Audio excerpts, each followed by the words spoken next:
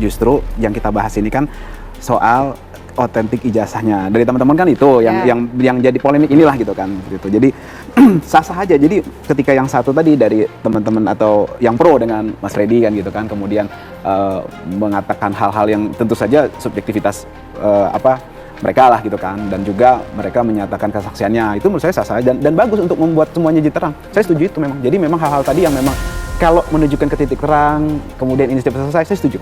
Nah, kemudian semuanya kalau udah ada titik terang, kemudian tadi saya katakan everybody happy kan, case close gitu, saya tambah happy lagi karena memang kami ya lebih ke bagaimana kita itu bisa saling menguatkan dan juga tidak bertikai. Saya lebih ke hal tersebut. Jadi adapun polemik-polemik menurut saya hal yang wajar. Ada yang pro, ada yang kontra, biasa itu dalam demokrasi. Artinya saya coba konsisten dalam demokrasi yang kita memang sudah sepakati bersama. Seperti itu. Tapi yang ingin dicapai, yang ingin didapatkan sebetulnya apa?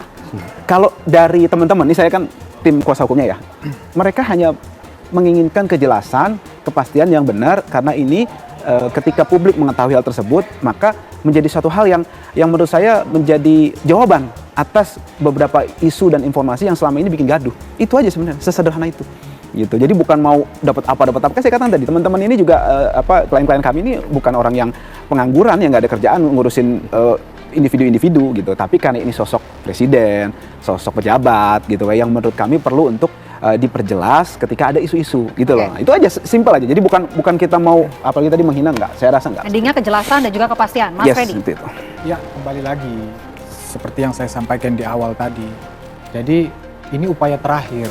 Ini sudah banyak penjelasan, klarifikasi, bahkan dari lembaga yang resmi, dari teman-teman, itu kan cuma 1, 2, udah banyak. Tapi ini bebal, orang-orang ini bebal, ya, bebal, udah logikanya nggak masuk, bebal, menghina, ya, menyerang.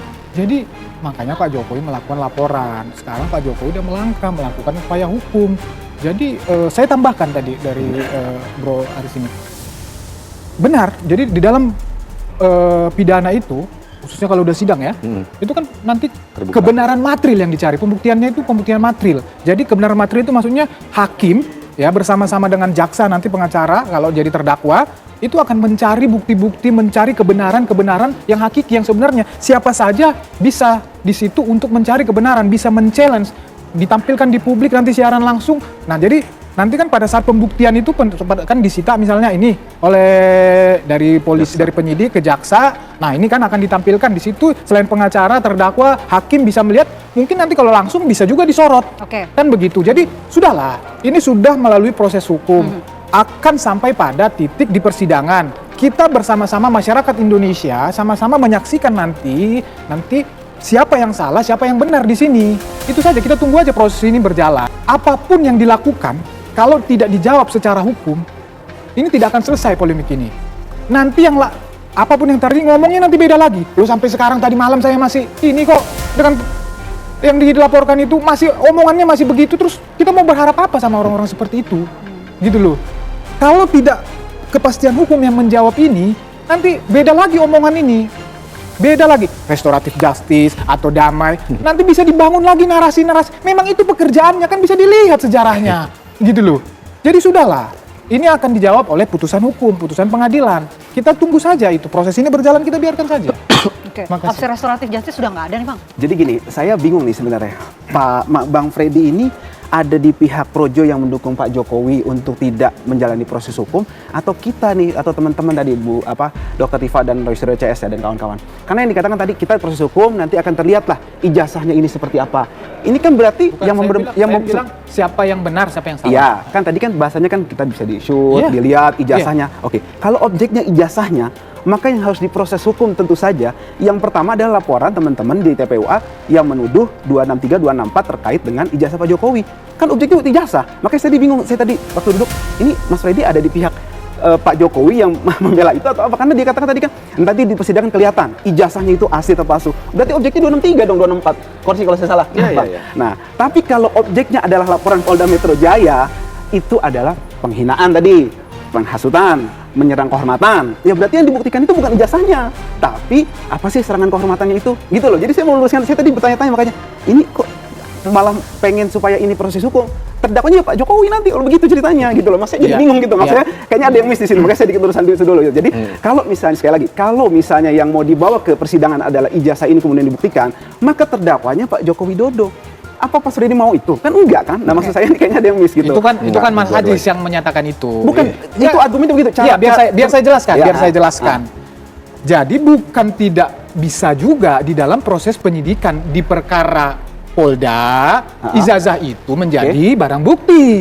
Barang bukti itu kemudian nyampe ke jaksa, bawa jaksa ke pengadilan. Bukan tidak mungkin juga itu. Bukan, dan Mas. itu, Sebentar, yang dengar dulu. dilaporkan. Dan itu akan gantian. dan itu akan dengar dulu. Nggak, tadi saya lagi bicara yang ditanya tadi saya. Kan saya udah saya lagi bicara. Oke, Mas Ajis dulu. Saya lagi Silakan. bicara, saya sampaikan, saya mau tanyakan. Justru saya menghormati Anda untuk tadi memotong. Nah, saya mau sampaikan bahwa kalau yang dilaporkan yang di Polda ya Mas ya, itu soal pasal ya ada 310, 311, Undang-Undang ITE pasal 32, 35. Itu tidak ada urusannya dengan ijazah ansih gitu loh maksud saya. Jadi kita buktikan hinaannya seperti apa, ya, pencemaran nama baik seperti apa. Jadi nggak ada ijazahnya itu. Saya mau kasih bukti, ini empiris nih, ini konkret. Waktu persidangan Gus Nur dan Bambang Tri, tidak ada ijazahnya ditunjukkan, nggak ada. Jadi keliru. Saya meluruskan nih, maaf nih, supaya kita membangun konteks berdiskusinya pas gitu loh. Saya khawatir nanti ketika ini malah berbalik ke Masnya gitu loh. Saya pakai bukti empiris loh. Jadi kalau dikatakan mungkin saja, kan baru mungkin. Saya sudah mengalami waktu sidang Gus Nur dan Pak Bambang Tri, objeknya sama. Itu tidak dibahas, mana ijazahnya? Nggak dikeluarin. Gitu loh. Mas Freddy singkat aja. Ya, jadi kan begini. Jadi kan laporan itu ya yang menuduh ijazah Pak Jokowi palsu. Ya, menuduh ijazah Pak Jokowi palsu. Jadi kan yang bisa menjawab itu berarti keaslian ijazah Pak Jokowi, kan begitu? Jadi bukan barang tidak mungkin bahwa ijazah yang asli itu nanti yang sudah diperiksa oleh penyidik itu sehingga mematahkan tuduhan ijazah asli itu disita menjadi barang bukti.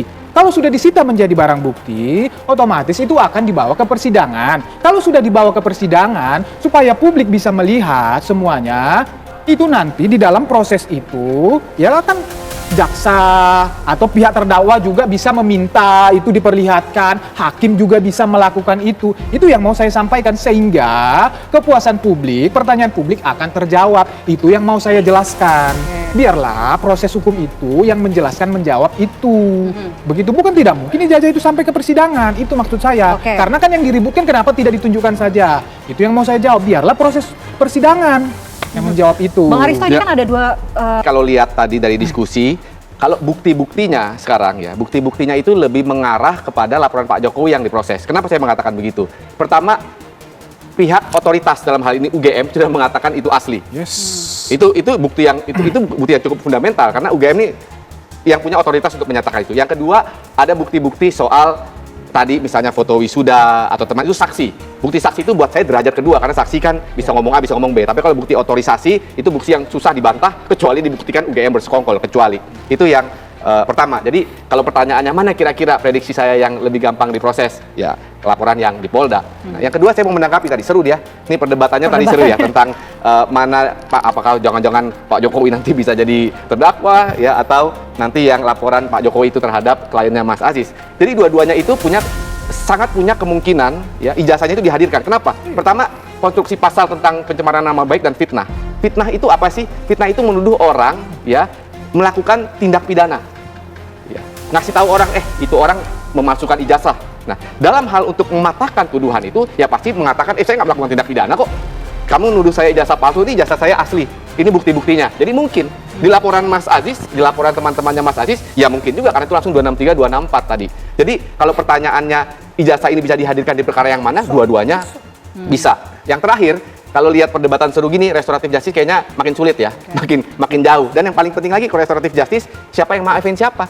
siapa yang mau damai gitu, siapa yang mau Karena ngalah? kan ini konsensual, iya siapa yang maafin siapa yang minta maaf. Karena syarat utama dari restoratif justice itu adalah perdamaian. Ya konsensual, sepakat untuk berdamai. Kalau udah begini, susah kita memprediksi siapa yang mau maafin siapa. Udah susah lah itu terjadi. Gitu, Mbak Pena. Oke, sulit ya restoratif justice namanya. Sulit. Oke.